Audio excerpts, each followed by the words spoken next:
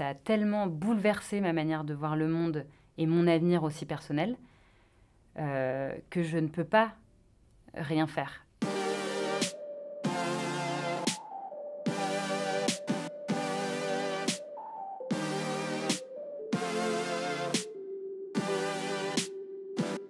Il y a quelques mois, je suis partie en Chine, un pays qui sort de la pauvreté, qui se développe incroyablement. C'est un pays dans lequel, quand tu as une conscience écologique, ça te travaille d'aller là-bas, quoi.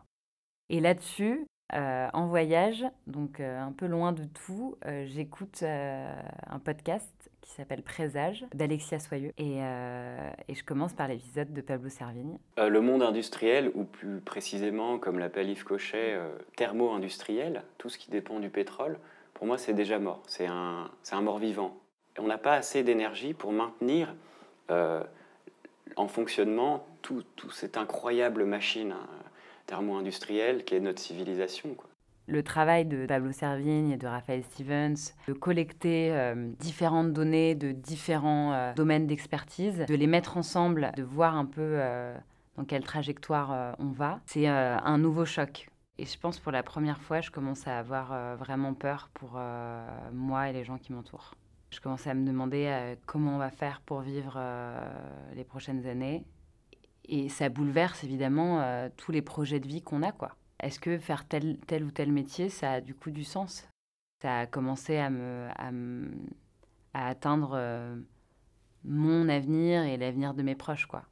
Ça m'a fait un choc. D'abord, je me suis dit que tout était perdu, quoi. Et ensuite, bizarrement, une énergie nouvelle et une envie de rentrer à Paris et une envie de faire. Donc voilà, pour moi, ça a été vraiment un déclic.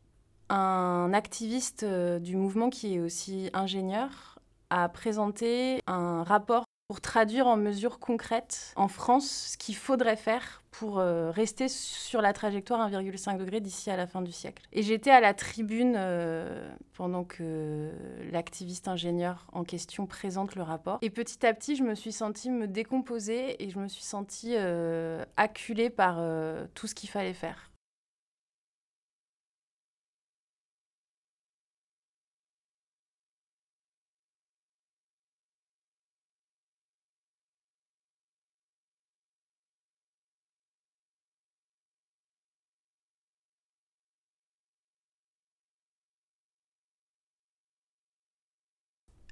Et ce rapport, il se termine en disant que clairement, il faut mettre en place une économie de guerre, un effort de guerre. Et puis, je suis rentrée chez moi, j'ai ouvert la porte, il y avait mon compagnon qui m'attendait dimanche soir.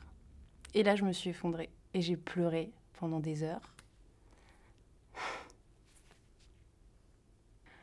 Et pendant plusieurs heures, tout ce que j'ai trouvé à dire, c'est on n'y arrivera jamais, la situation est très grave et il y a peu de gens qui sont conscients de la situation. Et puis j'ai eu un sentiment aussi de colère envers les générations précédentes et notamment celles de mes parents qui ont consommé sans se poser la question de qu'est-ce que ça pouvait avoir comme impact à moyen terme ou même à long terme.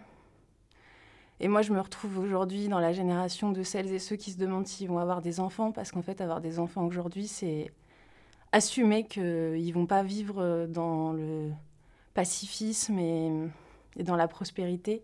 On est en train de parler de la survie de l'espèce humaine et même de la survie de toutes les espèces sur cette planète. Ça fait 40 ans que les scientifiques ils nous alertent.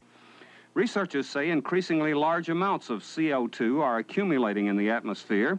They fear the Earth will gradually become warmer, causing as yet uncertain but possibly disruptive changes in the Earth's climate, 50 to 70 years from now. Scientists and a few politicians are beginning to worry that global energy planning does not take the greenhouse effect seriously enough.